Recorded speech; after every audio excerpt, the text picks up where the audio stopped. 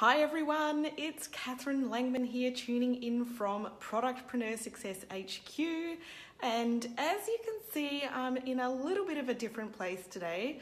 I'm actually in my kitchen with my brand spanking new coffee machine. I don't usually do a Facebook Live on the mobile phone, so hopefully it all comes through all right. So I decided to do this video today in my kitchen with my new coffee machine because I thought it would be a really great way to illustrate the idea of how you find your most profitable customers. And, you know, if we think about the fact that, if we just think about that whole Pareto principle, you know, you've got 20% of your customers will generate, you know, probably 80% of your profits. Hi, Emily. And so, you know, how can, and most of the clients that I work with, you know, that whole Pareto principle actually does bear out. 20% of their customers are repeat purchasing, and, you know, getting those repeat purchases is going to be much more profitable for you. And I'm going to sip my freshly made coffee whilst I talk with you today. If I have any of my family or friends who know me really well tuning in today, they probably laugh to see me using my coffee machine to illustrate a story, because I am well known for being a little bit of a fusspot when it comes to my coffee. I worked in cafes all through university, and I do love my coffee to be just so. And I had a beautiful, beautiful coffee machine. It was a beautiful Italian coffee machine with lovely Art Deco panels on the side. I had it for 11 or 12 years, and a week ago the boiler blew up. I felt like my baby just had a heart attack and it was terminal. So I had to go and replace it with a new machine, which is this one here. And I guess the reason why I'm using my coffee machine as a little bit of a analogy here is because over the years I have been a really awesome customer of coffee paraphernalia. You know, I've now bought 2 amazing machines. I've bought grinders, I've bought tampers, I've bought, you know, umpteen kilos of coffee beans and so on and so forth.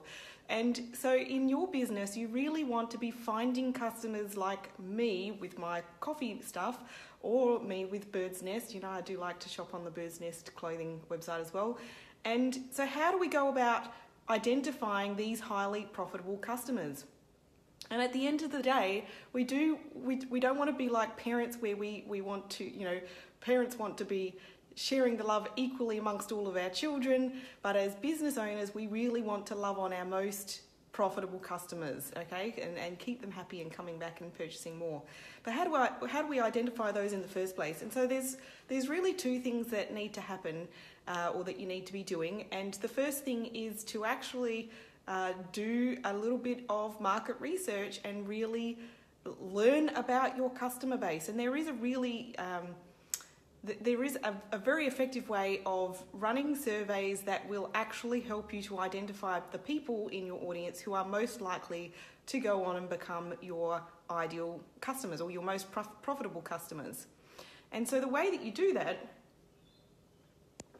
is you need to be surveying your audience, and you need to be asking an open-ended question that really goes to the heart of what your customer base struggles with the most, right?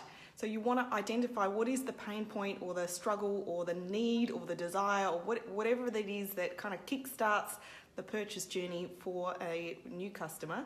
So you want to ask an open-ended question in your survey, and then you want to look at the people who are giving you the longest answers. So you will generally find, again, it's the Pareto principle at play here, about 20% of your respondents will give you those really long, wordy responses, and we call them your hyper responses. Those people are more likely to go on to become your paying customers, or your best customers. So you really want to kind of look at those hyper responders in your survey and really understand what is it that makes them tick. You probably have, you'll have at least one customer avatar that you can get out of doing an exercise like this, but possibly more. So then you want to look at your marketing and how you can attract those people to you in the first place. And then the second step that you really need to go through in this exercise of identifying and attracting your most profitable customers is to map out their buyer journey and to really understand how, or to figure out how you can, keep continuing to market to and communicate with your customers to invite them back to buy again and again and encourage that. So part of this is going to be understanding the information requirements that your customers will need to make a purchase decision. And then part of it is also understanding what else do they want to buy from you and when do they want to buy it. So there are product range considerations here. So you might be able to add different products to your range that your customers want to go on and buy. And then, how do you incorporate that into your marketing so that you can, whether it's using an automated email funnel or with your email newsletters or your other marketing, how can you, walk these customers through that kind of longer term buying journey and get them back to buy from you again and again.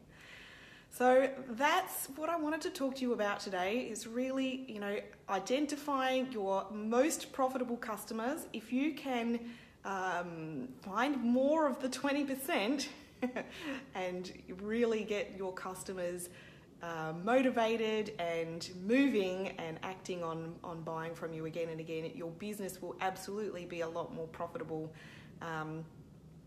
And you'll develop that beautiful, loyal customer base that we all want. So leave me a comment below. Let me know what you think, and let me know if you have tried some of these strategies before, and I would love to hear how it's going in your business.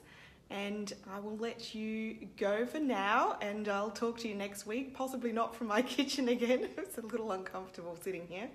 So have a great week. I'll talk to you next week. Bye for now.